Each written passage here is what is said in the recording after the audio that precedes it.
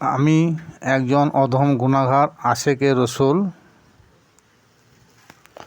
যাহারা হোসাইনে মুসলমান আছেন তেনাদের প্রতি আমার সালাম। আসসালামু আলাইকুম ওয়া রাহমাতুল্লাহি ওয়া বারাকাতুহু। আজকাল বেশিরভাগই নামধারী আলেমদের মুখ হতে শোনা যায় যে হুজুর পাক সাল্লাল্লাহু তাআলা আলাইহি সাল্লামের চারবার সেনাচাপ করা হয়েছিল। এটা সহি সনদ হাদিসে প্রমাণিত। তেনারা যে এটাকে মিথ্যা বলেন তা নয়। শেষবারে সেনাচাপ বা অপারেশন হয়েছিল মিরাজে যাবার আগে। কারণটা কি? কারণ হলো একটাই, যে তিনার বক্ষস্থলে এত নাপাকি অপবিত্র জমেছিল, সেটাকে আবে জমজম পানি দ্বারা ধৌত করা হয়েছিল। নাউজুবিল্লাহ মিন জালিক।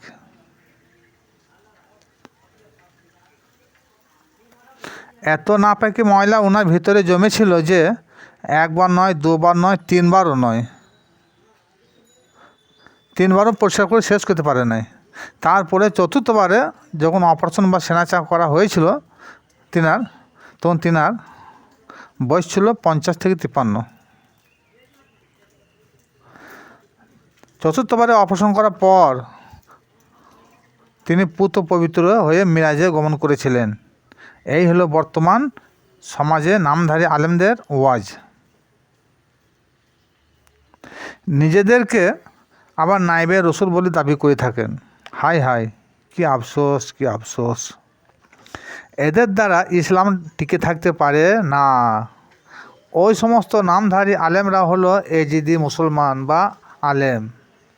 তৎকালীন যুগে এজিদের শাসনকালে হুজুরের সম্মানকে এবং আওলাদে রসুলের পদমর্যাদাকে বিলুপ্ত করার জন্যে এই ধরনের বহু মিথ্যা কেচ্চা কাহিনী সহিহ সনদ হাদিসে পাওয়া যায়। এই ধরনের বানোয়াট বহু হাদিস রয়েছে যেগুলোতে আল্লাহ রসুলের পদমর্যাদাকে বিলুপ্ত করার চেষ্টা করেছে। আমি ডাক্তার কাজী গোলাম মর্তুজা আল কাদেরী সারা বিশ্বের আলেম সমাজকে বলতে চাই যে যিনি সৃষ্টির আদিতে নবী এবং সর্বশেষ নবী এবং সমস্ত নবীদের নবী, এমনকি তিনি আল্লাহরও নবী, এতে কারো সন্দেহের অবকাশ নাই। যদি কেউ সন্দেহ পোষণ করে সে হবে হাক্কা কাফের। যদি একজন কোর্টের হাকিম কারোর সাথে বন্ধু পাঠায়, তাহলে তিনি একজন খেত মজুর কিংবা একজন মাতালের সহিত বন্ধু সম্পর্ক রাখতে পারে না। তিনার বন্ধু হবে অন্য কোনো একজন হাকিম, নইলে কোনো মুখ্যমন্ত্রী, প্রধানমন্ত্রী কিংবা সুপ্রিম কোর্টের জজও হতে পারে, এটা কোনো সন্দেহ নাই। কিন্তু কোনো অশিক্ষিত নোংরা অপবিত্র ব্যক্তি একজন হাকিমের কোনো দিন বন্ধু হতে পারে না। তদ্রূপ যিনি সারা বিশ্ব জগতের হাকিম, তিনি কি করে একজন মূর্খ নোংরা অপবিত্র ব্যক্তিকে হাবিবুল্লাহ পদবি দিলেন? শুধু এইখানেই শেষ নয়, এখানে হাবিবুল্লাহ বলার উদ্দেশ্য হচ্ছে আল্লাহ শ্রেষ্ঠ বন্ধু। তেনাকে সমস্ত নবী রসুলদের ইমাম বানিয়েছেন। তেনার নামে সর্বদাই আল্লাহ পাক রব্বুল আলামিন ফেরেশতা সহ দরুদ শরীফ প্রেরণ করে থাকেন। যিনি নবী হন তিনি কি করে অপবিত্র হতে পারে? আদম থেকে ঈসা আলাইহিস সালাম পর্যন্ত যত নবী রসুল দুনিয়ায় আগমন করেছেন, তেনারা কেউ অপবিত্র ছিলেন না এবং সেনাচাপ করার কোনো কথাই তেনাদের নামে শোনা যায় না। নিশ্চয়ই এনাদের ভিতরে কোনো না তাকে ছিল না। এটাই প্রমাণ হচ্ছে আল্লাহ কি করে এত নির্বোধ বোকা যে তিনি একজন নিরক্ষর মূর্খ অপবিত্র ব্যক্তিকে বন্ধু বানালেন এবং হাবিবুল্লাহ পদবি দিলেন। এটা কি করে সম্ভব? বর্তমান আলেমদের নিকট আমার প্রশ্ন থাকল, আল্লাহ তো একজন স্রষ্টা, তিনি হলেন আল্লাহ নুরুন, অর্থাৎ আল্লাহ একটা নূর বা জ্যোতি। সেই নূর হতে তিনি নূরে মুহাম্মদীকে সৃষ্টি করলেন, যিনি হলেন নুরুন আল্লাহ নূর। আবার আমি সেই সমস্ত নামধারী আলেমদের নিকট প্রশ্ন রাখছি, যেনারা হুজুরের সেনাচাককে অন্তর থেকে বিশ্বাস করে নিয়েছেন, তেনাদের উদ্দেশ্যে বলছি। সূরা আহজাবের 33 নম্বর আয়াতের শেষের অংশে আল্লাহ পাক রব্বুল আলামিন কী বলেছেন একটু লক্ষ্য রাখবেন। কি বলেছেন আল্লাহ জানেন? আল্লাহ বলেন, আমি আমার নবীর পরিবারকে সমস্ত রকমের অপবিত্রকে দূরীভূত করে পবিত্র করে দুনিয়ায় প্রেরণ করেছি। সূরা আল আহজাব 33 নম্বর আয়াতের শেষের অংশ। অতএব কোরআন যাকে পবিত্র বলে সাক্ষ্য প্রদান করে থাকে, তাহলে সেই ব্যক্তির উপর হাদিস দ্বারা অপবিত্র না পাকি কীভাবে প্রমাণ হয়?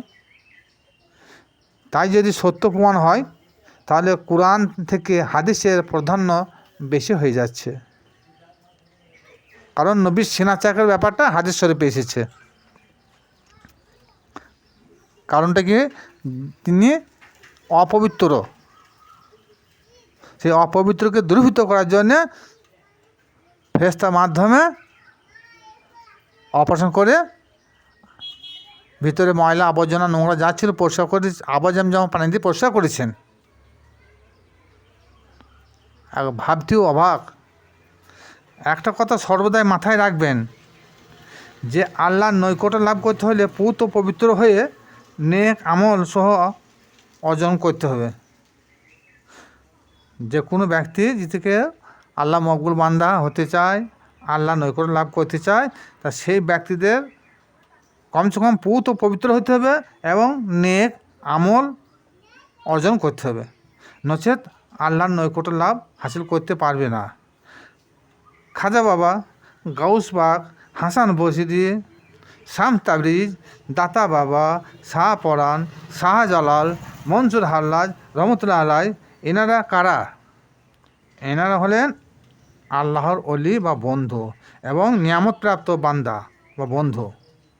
এরা যখন আল্লাহর নিয়ামতপ্রাপ্ত বন্ধু, তাহলে এদের সেনাচাক করার কথা শুনতে পাই না কেন? একদিন তো শোনা গেল না যে হাসান বাহিরে সেনাচাক করা হয়েছিল, খাজা বাবা সেনাচাক করা হয়েছিল, গাউস পাকে সেনাচাক করা হয়েছিল, দাতা বাবা সেনাচাক করা হয়েছিল? একদিনও না। অথচ ওনারা আল্লাহর প্রকৃত বন্ধু এবং আল্লাহর নৈকট্য লাভ করেছেন, এবং আল্লাহ পাক রব্বুল আলামিন এনাদের উপরে খাস রহমত বর্ষণ করেছেন। বর্তমান আলেম সমাজ জবাব দেবেন, সারা বিশ্বের আলেমদের উদ্দেশ্যে বলছি, যদি আপনারা আলেম মোহাম্মদের অনুসারী হন এবং হোসাইনি মুসলমান বলে দাবি করেন, তাহলে হুজুরের সেনাচাকের হাদিসটা ওপর আমল না করাই ভালো। এরপর আরও কিছু হাদিস রয়েছে, যেমন নবী দুধ মা হালিমা, হুজুর পাক সাল্লাল্লাহু তাআলা আলাইহি সাল্লাম ছোটোবেলায় ভেড়া চড়াতেন, নবী নিরক্ষর ছিলেন, হুজুরের যৌন কামনা খুব বেশি ছিল, হুজুর আত্মহত্যা করতে চেয়েছিলেন, হুজুর গায়বী জানে না। এরকম বহু হাদিস আছে হুজুরের সম্মানকে বিলুপ্ত করার জন্য তৎকালীন যুগে উমাইয়া রাজবংশের শাসন আমলে এইসব হাদিসগুলো বড় বড় আলেম দ্বারা সহি সনদ হাদিসে লিপিবদ্ধ করা হয়েছে। যেনারা এই ভিডিওটা দেখবেন, তেনাদের উদ্দেশ্যে বলছি, যদি আপনারা হোসাইনি মুসলমান হয়ে থাকেন, তাহলে বেশি বেশি করে শেয়ার ও লাইক করবেন। যারা মুনাফিক এজিদের দলের লোক হবে, তেনারা করবে বলে মনে হয় না। আমার প্রতিটি ভিডিওতে লাইক ও শেয়ার করবেন, তাতে আপনাদের তাবলীগ করা হবে। খোদা হাফেজ। আসসালামু আলাইকুম ওয়া রাহমাতুল্লাহি ওয়া বারাকাতুহু।